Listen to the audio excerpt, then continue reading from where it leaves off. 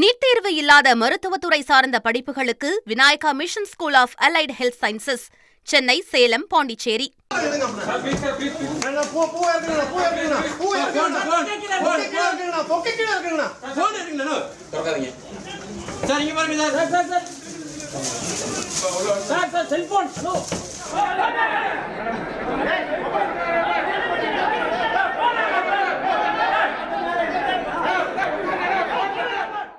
யார் சார் உங்கள் கூட்டணியின் முதலமைச்சர் வேட்பாளர் என்று செய்தியாளர்கள் கேட்க, உங்களுக்கு தெரிஞ்சவர் தான் அப்படின்னு சொல்லிட்டாரு. அவர் வாயால் எடப்பாடி பழனிசாமி என்று சொல்லுவாரா என்ற கோணத்தில் அரசியல் ஆர்வலர்கள்லாம் உற்று பார்த்து கொண்டிருந்தார்கள்.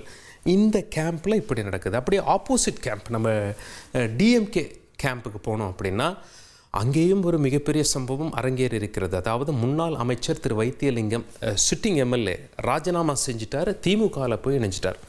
திரு வைத்தியலிங்கம் பற்றி சொல்லணும் அப்படின்னா, அவர் ஓபிஎஸ் அவர்களோடு நெருக்கமாக பயணித்தவர். அது மட்டும் இல்லை, ஓபிஎஸ் அணியின் மிக முக்கிய நபராக பார்க்கப்பட்டவர் வைத்தியலிங்கம். அவருக்கு அந்தளவு செல்வாக்கு இருக்கும் காரணத்தினால்தான் சிட்டிங் எம்எல்ஏவாக இருக்கிறார். ஆனால் இப்பொழுது ஓபிஎஸ் கேம்பிலிருந்து வெளியேறி திமுகவோடு இணைந்து விட்டார். அந்த காட்சிகளை பார்க்கலாம்.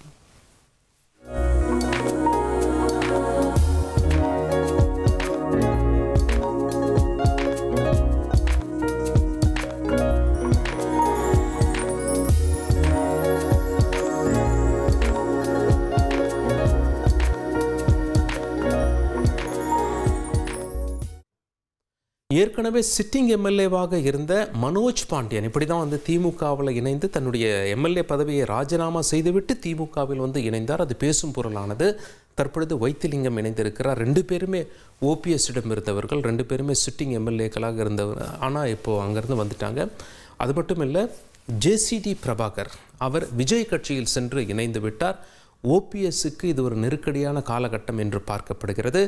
தை பிறந்தால் வழி பிறக்கும் என்று சொன்னார் ஓபிஎஸ். ஆனால் கட்சியிலிருந்து இவர்களெல்லாம் பிரிந்து செல்கிறார்களே என்று அரசியல் வட்டாரத்தில் பேசுகிறார்கள். செய்தியாளர்கள் என்று ஓபிஎஸ் அவர்களை சந்தித்து கேள்வி எழுப்பினார்கள். அதற்கு ஓபிஎஸ் அளித்த பதிலை தற்பொழுது பார்க்கலாம்.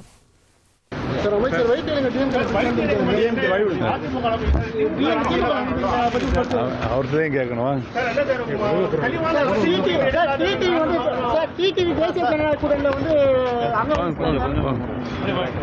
முதல்வர் வேட்பாளர் ஏற்றிருக்காரு. உங்களோட கருத்து என்ன சார்? எதிர்ப்பு தெரிவிச்சு இந்த டிடிவி தினகரன் வந்து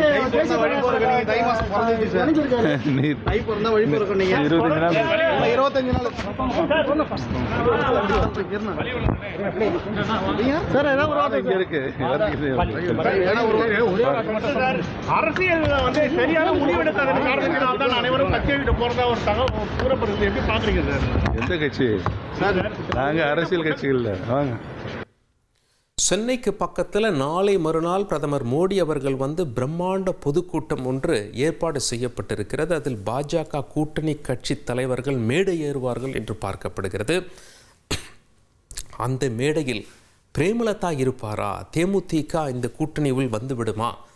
பேச்சுவார்த்தை நடத்தப்படுகிறதா என்றெல்லாம் மும்முரமாக பேசப்பட்டது. காரணம் என்ன அப்படின்னா, பியூஷ் கோயல் மத்திய அமைச்சர், பாஜகவினுடைய தமிழக தேர்தல் பொறுப்பாளர், அவர் தான் கூட்டணி தலைவர்கள்லாம் பேச்சுவார்த்தை நடத்துகிறாரு. அவர் முன்னிலையில் தான் அவங்க கூட்டணியில் இணைகிறாங்க.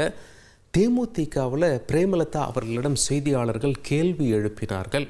அதற்கு எங்களுக்கு இன்னும் அழைப்பு வரலை அப்படின்னு சொல்லி பிரேமலதா சொல்லிட்டாங்க. அந்த காட்சிகளை பார்க்கலாம். அழைப்பே வரலைங்கிறப்ப இல்லை, அது நான் சொல்ல முடியாதுல்ல. ஏதோ நடக்காத ஒரு விஷயத்திற்கு நீங்கள் என்ன பதில் சொல்கிறீங்க. அதனால் அதற்கு இப்போ பதில் சொல்ல முடியாது. இந்த நிமிஷம் வரைக்கும் அப்படி கிடையாது. அதுதான் உண்மை, அதுதான் தெளிவு. என்னங்க, இப்போ என்டிஏ அலைன்ஸில் ஏற்கனவே நீங்கள் இருந்தீங்க. இப்போ என்ன அப்படின்னா, இன்னைக்கு டிடிவி தினகரன் என்டிஏ அலைன்ஸை உறுதிப்படுத்திருக்காரு. சரிங்க. அப்போ அப்படி இருக்கும்போது உங்களுக்கு பேசலை, சரியான தகவல் இல்லைன்னு சொல்கிறீங்க.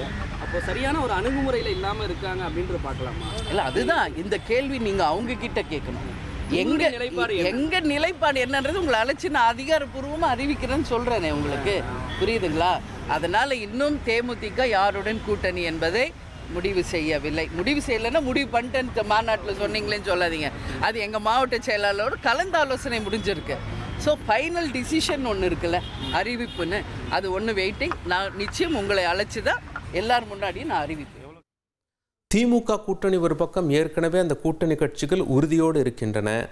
பாஜக கூட்டணி, தேசிய ஜனநாயக கூட்டணியில் வெளியே போனவங்கள உள்ளே கொண்டு வந்துட்டாங்க டிடிவி தினகரன். அதே போல் தேமுதிக யார் பக்கம் செல்வார்கள் என்றெல்லாம் பேசிக்கொண்டு இருக்கையில் விஜய் கிட்டேருந்து எந்த அறிவிப்பும் கூட்டணி தொடர்பாக வரவில்லையே, ஒருவேளை தனித்து விடப்பட்டிருக்கிறாரா என்ற அரசியல் வட்டாரத்தில் பரபரப்பாக பேசுகிறார்கள். தவேகாவினர் இது தொடர்பான அறிவிப்பு ஏதாவது வெளியிடுவார்களா என்றும் அரசியல் களத்தில் பரபரப்பு தொற்றிக்கொண்டது. இப்படியாக தமிழக அரசியல் களம் பரபரப்பாக காட்சியளிக்கிறது. நீட் தேர்வு இல்லாத மருத்துவத்துறை சார்ந்த படிப்புகளுக்கு Vinayaka mission school of allied health sciences, Chennai, Salem, Pondicherry